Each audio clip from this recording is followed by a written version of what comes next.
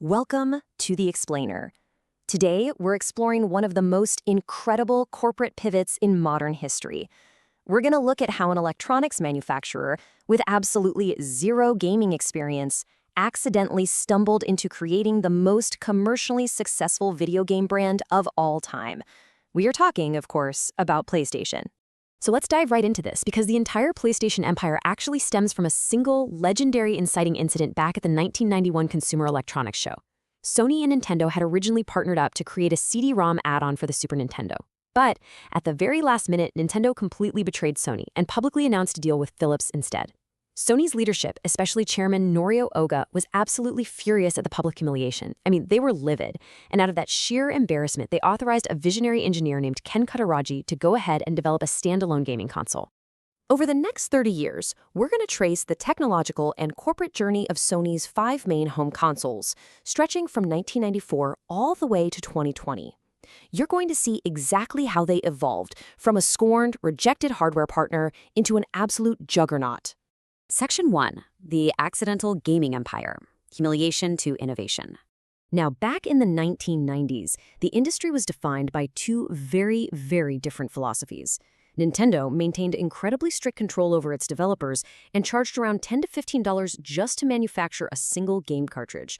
Sony, on the other hand, actively courted third-party developers. They offered them massive creative freedom, and they utilized CD-ROMs, which cost literally under $2 to produce. Because of this radical affordability, Sony secured a massive wave of third-party exclusives, which completely changed the industry landscape. And that developer-friendly approach, it paid off massively. It pushed the original PlayStation to sell over 102 million units. It actually became the first console in the history of video games to cross that monumental 100 million mark. They practically pulled the rug right out from under Nintendo and Sega. But it wasn't just about the business. It was really about the culture and the sensory experience. If you were there, you definitely remember that high-pitched whine of the CRT TV turning on. Sony even designed their controller to stand entirely apart from the competition. They swapped standard letters for geometric shapes. And fun fact, the blue cross and red circle literally represented yes and no in Japanese culture. It's a design language that they still use in their games today. Section 2. The unbeatable bestseller. Evolution over revolution.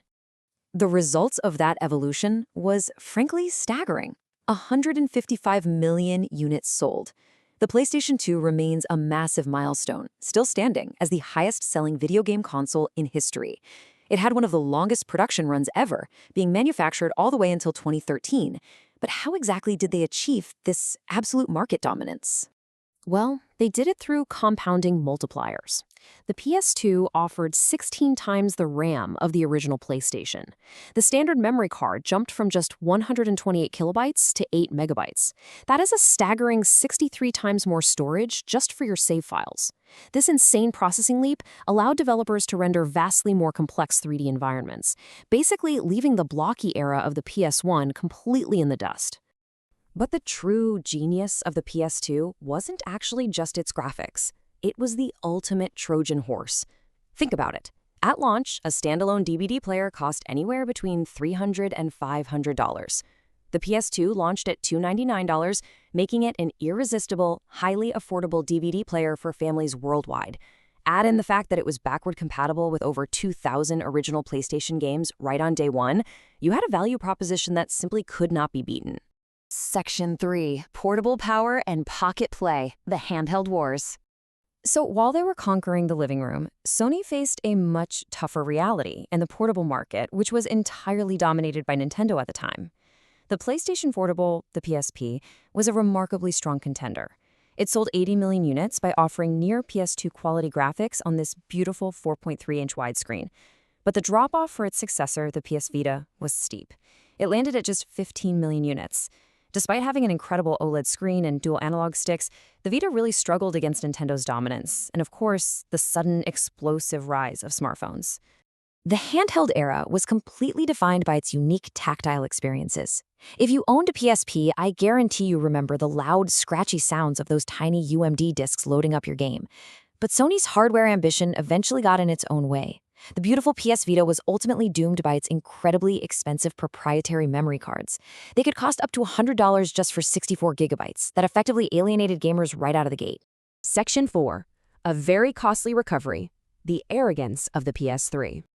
Okay, so if you adjust its highest tier launch price for inflation today, the PlayStation 3 would cost $869. That is an eye-watering price tag, and it was largely due to the inclusion of a Blu-ray drive and the incredibly complex, custom-built cell broadband engine. Honestly, Sony was arrogant at this point, famously believing people would just work harder to afford a PS3.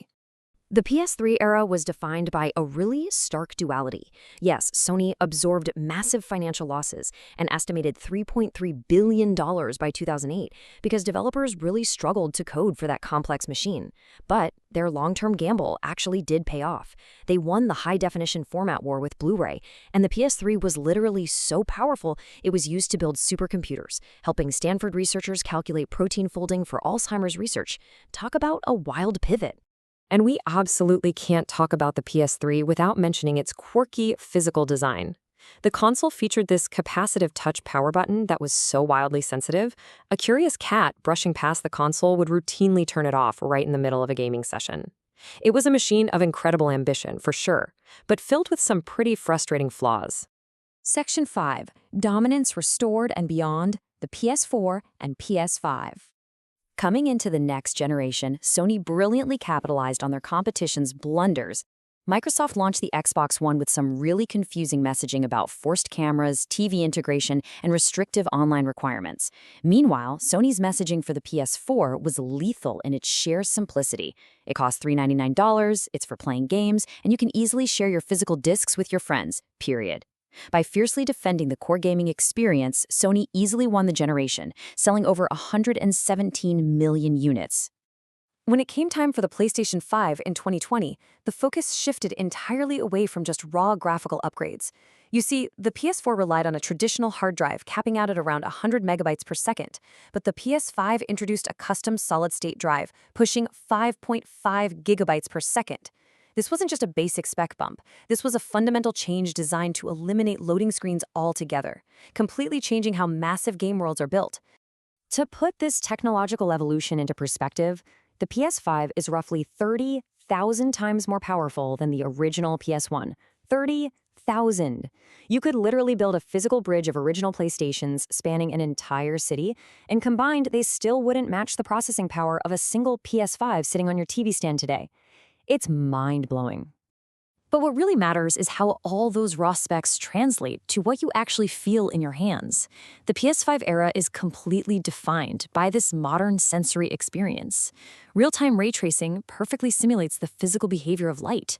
The DualSense controller uses haptic feedback and adaptive triggers to give you the physical resistance of pulling back a bowstring or pressing down on a car pedal. And with devices like the PlayStation Portal, you can stream that exact high-end experience seamlessly to a handheld screen anywhere in your house. It has been an incredible 30-year journey.